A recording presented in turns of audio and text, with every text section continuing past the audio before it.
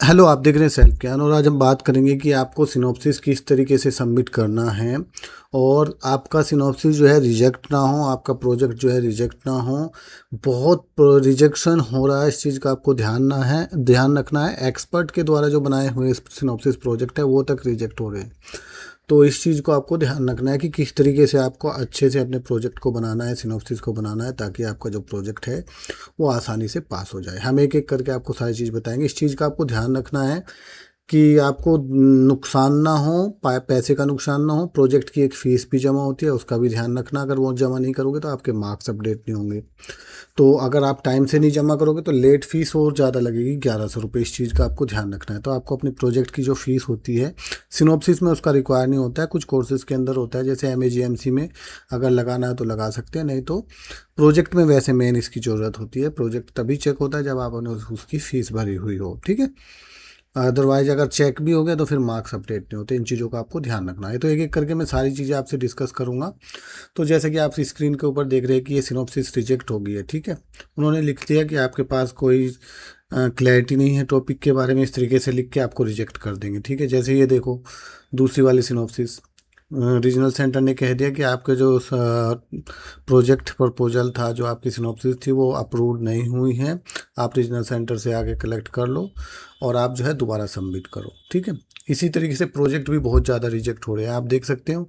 ये synopsis approve होने के बाद भी, मेन प्रोजेक्ट जाने के बाद भी, जब वो वहाँ पे बहुत एक्सपर्ट बैठे हुए हैं, PhD के हुए हैं वो सब, ठीक है, जो चेक करते हैं आपके प्रोजेक्ट को, उन्होंने 5 मार्क्स दिए हैं 100 में से प्रोजेक्ट के अंदर, और एक लेटर भेज देते हैं कि आप दोबारा अपना प्रोजेक्ट को सबमिट कीजिए बना के, और उसके लिए अलग से एक फ़ीस पे करो, 500 रुपये, ठीक है, डिमांड ड्राफ्ट के द्वारा या जैसे भी है, ठीक है। तो इन चीज़ों का आपको ध्यान रखना है कि आप गलती नहीं करना है। कहीं से भी बनवाओ, अच्छी बनाओ। मैंने देखा एक स्टूडेंट ने ऐसी सिनॉप्सिस बनाया, सिर्फ उसमें कुछ भी नहीं है और एक पेज लगा के और उसमें थोड़ी सी डिटेल लिख के, जैसे असाइनमेंट करते हैं, ऐसे कर दिया। तो वो रिजेक्शन ही होना है, उसमें कुछ थोड़ा है, आप डाटा नहीं है उसमें कुछ भी, है ना। तो इस चीज़ का आपको ध्यान रखना है। अब हाँ, अगर आप हेल्प चाहिए आपको तो दिए गए नंबर पे भी आप हमसे कांटेक्ट कर सकते हैं। वीडियो के डिस्क्रिप्शन में भी नंबर दिया है, वहाँ पे भी आप मुझे मैसेज कर सकते हैं, ठीक है। आप देख सकते हैं कि हमारे जो सिनॉप्सिस है वो मैक्सिमम अप्रूव है, सारी की सारी, ठीक है। देखो, ये भी अप्रूव्ड है, ये भी अप्रूव्ड है, ये भी अप्रूव्ड है, ठीक है। ऐसे ही अगर आपको भी अच्छी सिनॉप्सिस बनवानी है एक्सपर्ट के द्वारा तो आप हमसे संपर्क कर सकते हैं। हम आपको सिनॉप्सिस और प्रोजेक्ट बना के देंगे, और उसमें आप थोड़ा बहुत अगर चेंज करना है तो कर सकते हैं। वर्ड फाइल भी मिलेगा, PDF भी मिलेगा, और उसको फिर आप जमा कर सकते हो। तो इससे आपको आइडिया हो जाएगा कि किस तरीके से आपको, देखो ये भी अप्रूव है ना। अगर आपको हेल्प लेनी है तो दिए गए नंबर पर आप मैसेज करोगे, ये भी अप्रूव्ड है, ठीक है। इस तरीके से आप हमें हेल्प चाहिए तो आप ले सकते हैं। देखो, ये सिनॉप्सिस भी अप्रूव्ड है। ये मैंने जस्ट आपको नॉलेज के लिए मैंने स्क्रीनशॉट लगाए हैं, ठीक है। देख सकते हो, अप्रूव्ड है सारे के सारे। जितने भी कोर्सेज हैं हमारे पास, उसकी एक एक्सपर्ट टीम है। अगर आप चाहो तो बनवा सकते हो। ये देखो, अप्रूव्ड है, ठीक है। ये भी अप्रूव्ड है। इस तरीके से अगर आप चाहो तो बनवा सकते हो, ऐसा कोई वो नहीं है। हेल्प ले सकते हो और आप अपने कोर्स को टाइम से कंप्लीट कर सकते हो। एक एक करके मैं बात करूंगा। अगर आपको हमारे से सिनॉप्सिस में हेल्प लेनी है तो आपको हाफ पेमेंट करना है, पूरा फुल पेमेंट नहीं करना है। पहले आपको 500 रुपये पे करने हैं। जब मैं आपको सिनॉप्सिस दूंगा तब दे दूंगा, तब आपको 500 रुपये पे करने हैं। तो 1000 की सिनॉप्सिस 2000 का रिपोर्ट होता है, ठीक है। कुछ कोर्सेज होते हैं जिसके अंदर कुछ कम भी होता है, ठीक है। जैसे कुछ डिप्लोमा कोर्सेज है तो उसके लिए आप मुझे अलग से मैसेज कर सकते हो, ठीक है। तो फुल सिनॉप्सिस और जो प्रोजेक्ट है वो लगभग 3000 का आपको पड़ेगा। डिप्लोमा के लिए अलग से पड़ेगा। आपको अपना इनरोलमेंट नंबर, अपनी सिटी और अपना नाम मुझे मैसेज करना है, तो हम आपको प्रोवाइड कर देंगे बना के, ठीक है। अगर आप, एक और इम्पोर्टेंट चीज़ मैं आपको बता देना चाहता हूँ, अगर कोई आपसे पूरे पैसे मांग रहा है एक साथ सिनॉप्सिस और प्रोजेक्ट के, तो कभी मत देना भाई उसको, क्योंकि सिनॉप्सिस रिजेक्ट होगी, फिर आपने प्रोजेक्ट भी ले रखा है तो कैसे करोगे, आपके पूरे पैसे वेस्ट हो जाएंगे, ठीक है। तो आपको क्या करना है, पहले सिनॉप्सिस लेना है। सिनॉप्सिस में भी आधे पैसे देना है, आधे बाद में देना है, ठीक है। और जब सिनॉप्सिस अप्रूव हो जाए तब प्रोजेक्ट के लिए पेमेंट करना, ठीक है। ऐसे ही नहीं कर देना। और कुछ लोग आपको फ़ोन करके अगर आ रहे हैं तो भाई पहले उसकी अथेंटिसिटी चेक कर लेना कि वो सही है कि नहीं है। अगर आपने खुद यूट्यूब के थ्रू रिसर्च करके आपने लिया है तो कोई दिक्कत नहीं। लेकिन अगर कोई फ़ोन करके कह रहा है कि मैं कर दूंगा, या कोई ऐसे बोल रहा है कि मैं आपके नंबर रखवा दूंगा, डायरेक्ट करवा दूंगा, वो सब फेक होते हैं। आपके पैसे ले लेंगे। और ऐसे मेरे पास बहुत मैसेज आते हैं, उनके पैसे लेके भाग जाते हैं, उनके फ़ोन नहीं उठाते। तो इस इस चीज़ को आपको ध्यान रखना है, ठीक है। आप किसी के झांसे में ना आए, आपको सारी चीज़ें करनी पड़ेंगी, सारी चीज़ें भेजनी पड़ेंगी, डायरेक्ट में कुछ नहीं होता।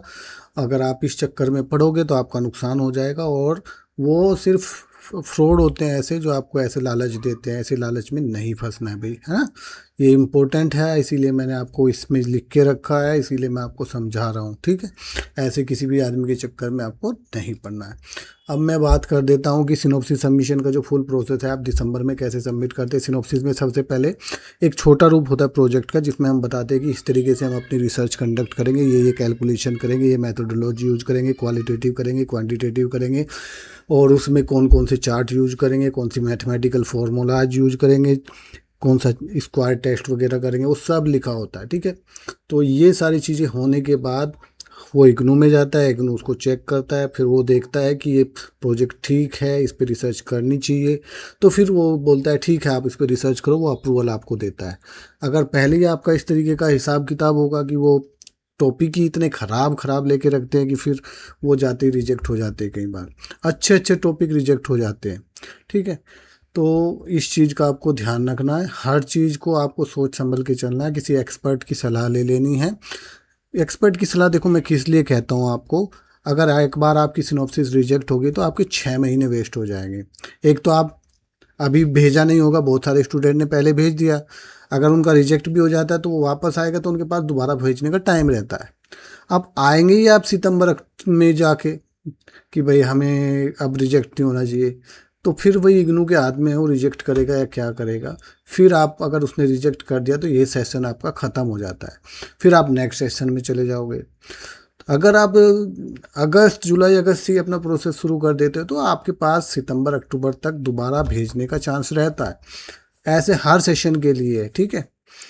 तो इस चीज़ का आपको ध्यान रखना है कि आपको रिस्क नहीं लेना है, तो टाइम से फर्स्ट में ही भेज देना है। अगर कुछ होता है तो आप विद इन 2-3 दिन में दोबारा बना के फिर भेज सकते हो, आपके पास ऑप्शन है। अब अक्टूबर में आपका प्रोजेक्ट सबमिट होना है, सितंबर में आप बोले कि रिजेक्ट ना हो जाए, नहीं तो मेरा नेक्स्ट सेशन में चला जाऊँगा, है ना। तो ये ऐसा नहीं है, आपको अच्छी सिनॉप्सिस बनाना है, टाइम से भेजना है ताकि टाइम से अप्रूवल आए और आपको कोई हड़बड़ाहट ना हो।